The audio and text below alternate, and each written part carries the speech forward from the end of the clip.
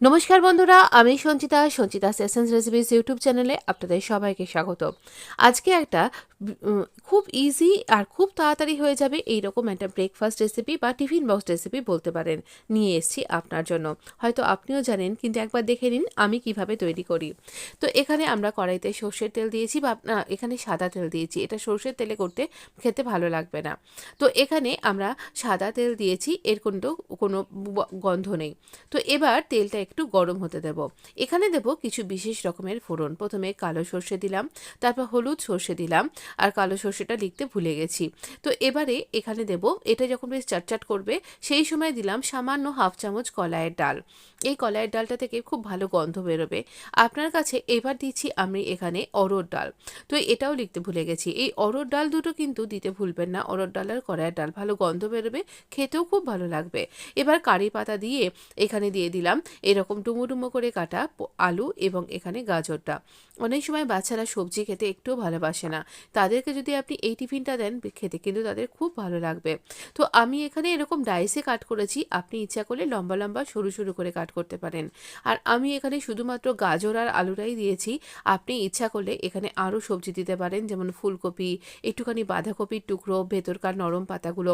এখানে কাঁচা লঙ্কাটা এভাবে কেটে দিলাম, তবে সম্পূর্ণ আপনার উপর নির্ভর করছে ঝালটা আপনি কতটা খাবেন সেই অনুযায়ী। তবে আরও একটা ব্যাপার, এখানে একদম ছোট ছোট করে কাট করে পনির দিলেও কিন্তু খুব ভালো লাগে। আমি দিলাম 1 বাটি মতন একটু ভেজে নেওয়া এখানে সুজি। ওই যেটা বলছিলাম, এখানে মটরশুঁটিটাও কিন্তু মিসিং, আর বাচ্চাদের বিন খাওয়ানো খুব উপকার, তো বিনটাও দিয়ে দেবেন। তো এখানে দেখুন আমি একটু আগে বাদামটাকে এই আরেকটা কড়াইতে ভেজে নিয়েছি, কারণ বাদামটা আমাদের আগে ভাজতে হতো, আমি ভুলে গেছিলাম, তাই বাদামটা ভেজে নিয়ে এর মধ্যে দিয়ে দিলাম। এবার সব কিছুকে ভালো করে মিশিয়ে নেব। তার আগে দিয়ে দিচ্ছি নুন, এবং এই রান্নাটাতে আপনি ইচ্ছা করলে হলুদও দিতে পারেন, আমি যেমন দিই। অনেকে দেন, অনেকে দেন না। তো অনেক জায়গাতেই হলুদ দিয়ে তৈরি করা হয়, অনেক জায়গায় হলুদ ছাড়াও কিন্তু খেতে মন্দ লাগে না। তো এখানে এই রকমভাবে নুন হলুদ দেওয়ার পর ভালোভাবে মিশিয়ে নিলাম। আর এটা দিচ্ছি আমি ডেসিকেটেড কোকোনাট পাউডারটা সবসময়তেই আমি বাড়িতে রাখি। আর এখানে স্বাদ অনুযায়ী একটুখানি চিনি দিতে ভুলবেন না, এটা একটু মিষ্টি মিষ্টি হবে।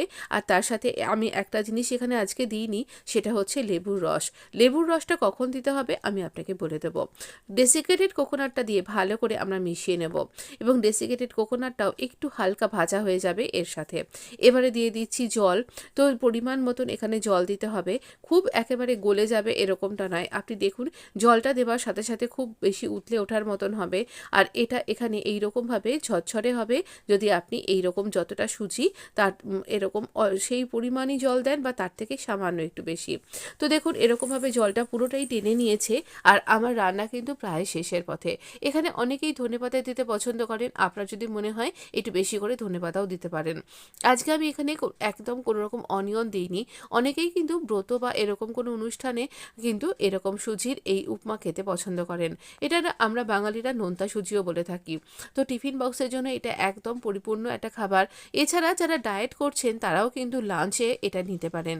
খুব সুস্বাদু এবং একদিন অন্য রকমের টেস্ট হয়ে যেতে পারে। আপনার কেমন লাগলো এই নোনতা সুজির হালুয়া, বা এই রকম এই নোনতা সুজিটা, এই সুজির উপমা, যাই বলুন না কেন। যদি ভালো লেগে থাকে লাইক শেয়ার সাবস্ক্রাইব করে পাশে থাকতে ভুলবেন না, আর ভিডিওটাতে লাইক দিতেও ভুলছেন না। অবশ্যই কমেন্ট করে জানান আপনার আমার ভিডিও কেমন লাগছে। ভালো থাকবেন, সুস্থ থাকবেন, আর অবশ্য করেই এই ধরনের হেলদি রেসিপিগুলোর জন্য আমার চ্যানেলটাকে সাবস্ক্রাইব করে পাশে থাকুন। ধন্যবাদ বন্ধু, আবারও একবার অনেক অনেক ধন্যবাদ।